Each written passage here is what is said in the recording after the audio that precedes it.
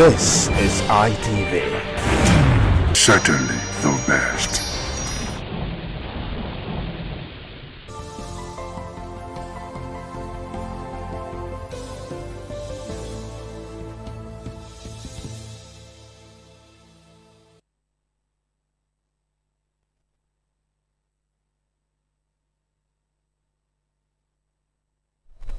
Good afternoon and welcome to the news at 1. My name is Evan Sunokogi. The President of the Senate, Godswill Akpabio, has clarified that the Senate did not reject the electronic transmission of election results, but merely retained the provisions as contained in the 2022 Electoral Act. Akpabio made the clarification on Saturday in Abuja while speaking at a book launch on the burden of legislators in Nigeria. He explained that electronic transmission of results remains permissible, but the phrase "retime" was removed from the provision. Akpabio explained that the words "retime" were removed, said because when there is a network or grid failure and the network is not working, when such matters land in court, somebody may say it ought to have been retime.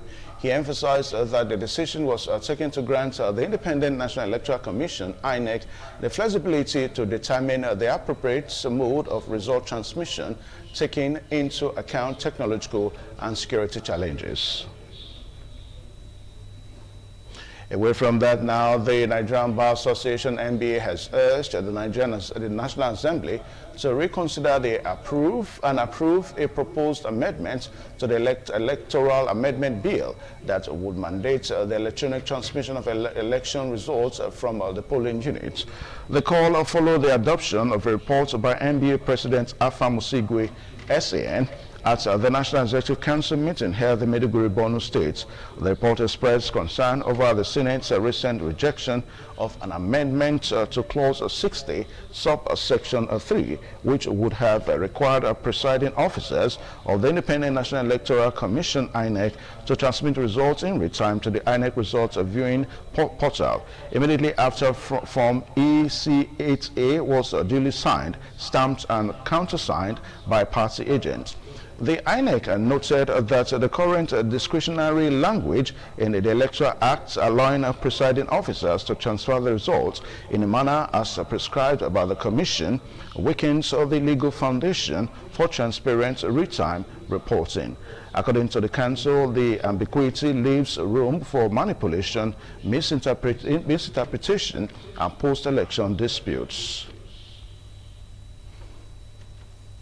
In the meantime, a former National Commissioner of the Independent National Electoral Commission, INEC, Mustafa Lekki, has stated that Nigeria is not technically prepared for mandatory real-time electronic transmission of election results from the polling units. Speaking on the cable television current affairs program, Lekki argued that the current push for instantaneous uploads is misplaced given the country's continued reliance on manual voting with paper ballots rather than electronic voting. He emphasized that the results must first be manually counted and verified at polling units in the presence of party agents before any transmission can occur. The EC8A form signed by the party agent remains the critical legal document in the process. According to Lekki, existing tools such as INEC's results viewing portal, IREV, and the bimodal voter aggregation system, BVAS, already provide adequate transparency when properly implemented. He stressed that Nigeria lacks the nationwide infrastructure, particularly reliable mobile network coverage in any rural polling units necessary to support real-time electronic transmission without risking widespread failures or cyber vulnerability. Gunmen have kidnapped a Catholic priest and several other individuals and killed 3 security operatives during rescue efforts in Ningi village, Kauru local government area of Kaduna State. The Catholic Archdiocese of Kafanchan confirmed the abduction of Reverend Father Nathaniel Asuwaye and the parish priest of Holy Trinity Catholic Church in Kaku community. Although the police authorities have yet to officially confirm the incident, locals reported that the attack occurred in the early hours of Saturday at about 3:20 a.m. when armed men stormed the priest's residence. Church authorities stated that the priest was taken along with several other individuals during the raid.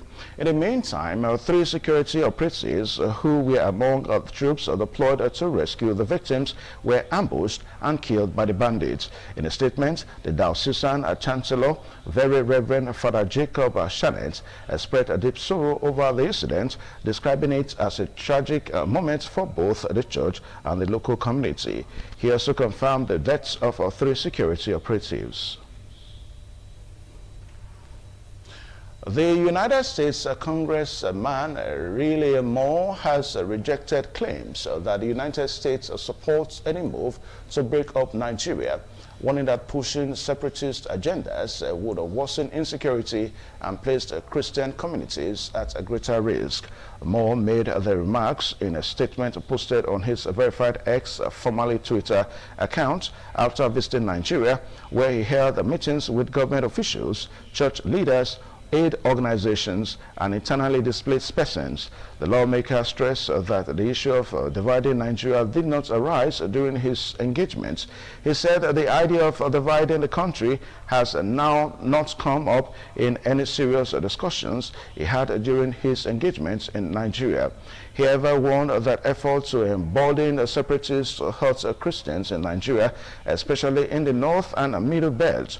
More further warned that weakening Nigeria's unity would have wider security consequences beyond the country, stressing that a destabilized Nigeria would embolden terrorists and make Christians less safe in Nigeria and across the continent.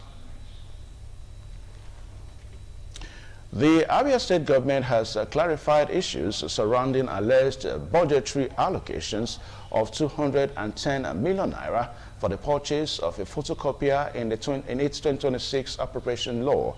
The clarification follows public commentaries and criticisms over the said allocation. In a statement, the State Minister of Budget and Planning explained that budget documents only contain estimates and spending intentions and do not automatically translate into fund disbursements.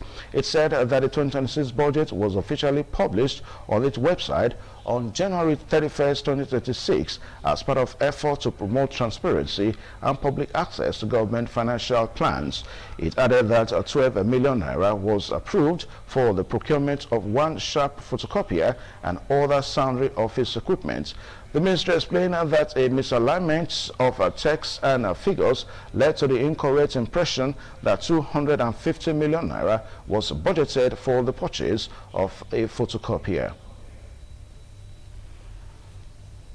President John Mahama of Ghana has recalled the country's High Commissioner to Nigeria, Baba Ahmed, over alleged links to electoral malpractices in the parliamentary election primaries for the Ayawasu East constituency in Ghana. A statement issued by a Ghanaian presidency on Saturday in Accra explained that Ahmed, an aspirant in the primaries, was recalled due to his alleged role in electoral malpractice while serving as a public officer. According to the statement, the recall takes immediate effect and is intended to avoid any perception of impropriety or conflict with the government's code of conduct for political appointees. It stressed that his continued stay in office was no longer tenable under the circumstances, although allegations of vote buying were leveled against multiple aspirants who participated in the primaries. And now talking sports, Tottenham skipper Christian Romero faced half a red card Hept condemned his side to 2-0 defeats as Manchester United extended their winning run under Michael Carrick. Brian Mbeumo put United in front after 38 minutes at Old Trafford when he applied a brilliant finish to a superb corner routine involving Bruno Fernandes and Clopia Meano. Fernandes wrapped up the win late on as he turned home Diogo Dalot's in-swimming cross. The result remains Tottenham have now gone 7 Premier League games without a win, a run that has yielded just 4 points and leaves them 14th and too close to the relegation place for comfort. In other games, Victor Gyökeres scored twice as Arsenal comfortably beat Sunderland 3-0 to extend their lead at the top of the Premier League table to 9 points. Cole Palmer scored a first half trick as Chelsea won at the bottom of the table. Wolves to continue their good run of full form under Liam Rossenior. West Ham boosted their survival aspirations with a vital win at Burnley. Senegal Brian scored his first goal in English football as Bournemouth drew with Aston Villa. And with that, now in the news at 1 o'clock. Thanking you for watching. My name is Evan Sunokogi. Good afternoon.